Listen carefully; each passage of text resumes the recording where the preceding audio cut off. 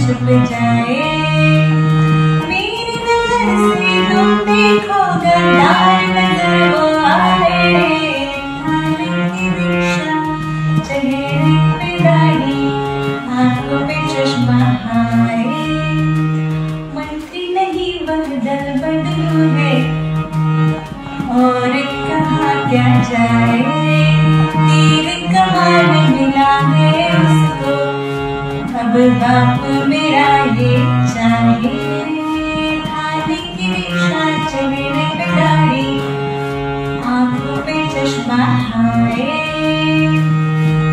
एक झलक दिखलाए कभी कभी गुनाह।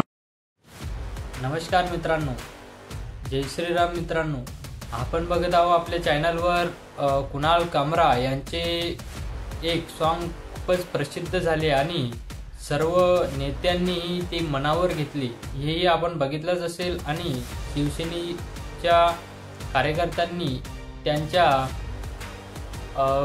स्टुडिओची तोडफोडही केली, आपण व्हिडिओ बघितलेच असतील आणि हेही सॉन्ग बघितलं असेल। ज्या महिला आपल्या माध्यमातून हे सॉन्ग म्हणून दाखवत आहेत हेही आपण ऐकलंच असेल। तर प्रसिद्ध विनोदी कलाकार कुणाल कामरा यांचे 2 दिवसापूर्वी हा व्हिडिओ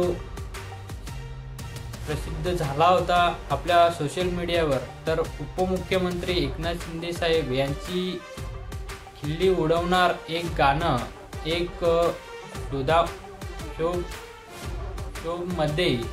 शोमध्ये सादर केलं होतं।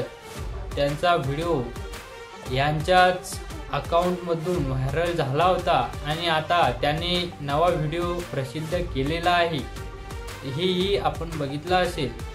आणि समोरच मुंबई येथे मुख्यमंत्री देवेंद्र फडणवीस यांनी स्टँडअप कॉमेडियन कुणाल कामरा विरोधात आक्रमक भूमिकाही घेतलेली आहे।